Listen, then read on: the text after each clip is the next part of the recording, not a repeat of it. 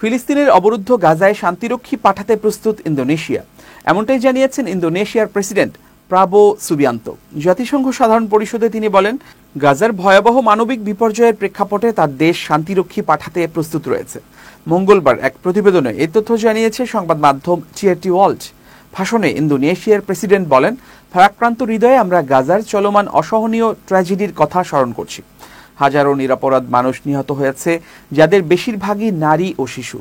দুর্ভিক্ষ আর ধ্বংসযজ্ঞ চলছে। মানবিক বিপর্যয় আমাদের চোখের সামনেই ঘটছে। আমরা নিরপরাধ মানুষের বিরুদ্ধে সব ধরনের সহিংসতার নিন্দা জানাই।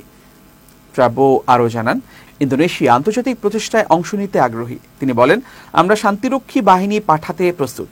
একই সঙ্গে দ্বিরাষ্ট্র সমাধানের প্রতি তার দেশের প্রতিশ্রুতিও পুনর্ব্যক্ত করেন তিনি। স্বীকৃতির প্রসঙ্গে তিনি বলেন, ইসরায়েল যদি ফিলিস্তিন রাষ্ট্রকে স্বীকৃতি দেয় এবং ফিলিস্তিনের স্বাধীনতাকে মেনে নেয়, তাহলে ইন্দোনেশিয়া সঙ্গে সঙ্গে ইসরায়েল রাষ্ট্রকে স্বীকৃতি দেবে এবং তার নিরাপত্তার নিশ্চয়তা সমর্থন করবে। তিনি আরও বলেন, ফিলিস্তিন ইস্যুতে আমাদের অবস্থান পরিষ্কার। আমরা দ্বিরাষ্ট্র সমাধানে প্রতিশ্রুতিবদ্ধ।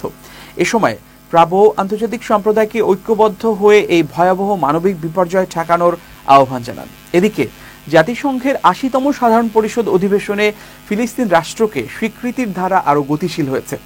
এর একদিন আগে অস্ট্রেলিয়া ও কানাডার মতো দেশগুলোর সঙ্গে যোগ দিয়ে যুক্তরাজ্য আনুষ্ঠানিকভাবে ফিলিস্তিনকে স্বীকৃতি দিয়েছে।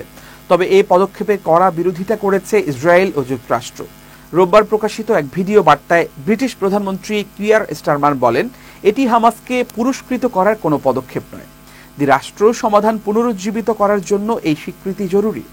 সম্প্রতি ফ্রান্স, বেলজিয়াম, মাল্টা ও লুক্সেমবার্গ সহ একাধিক ইউরোপীয় দেশও ফিলিস্তিন রাষ্ট্রকে স্বীকৃতি দিয়েছে, যা ইসরায়েলের দশকের পর দশকের দখলদারিত্বের অবসান ঘটাতে বৈশ্বিক প্রচেষ্টার অংশ হিসেবে বিবেচিত হচ্ছে।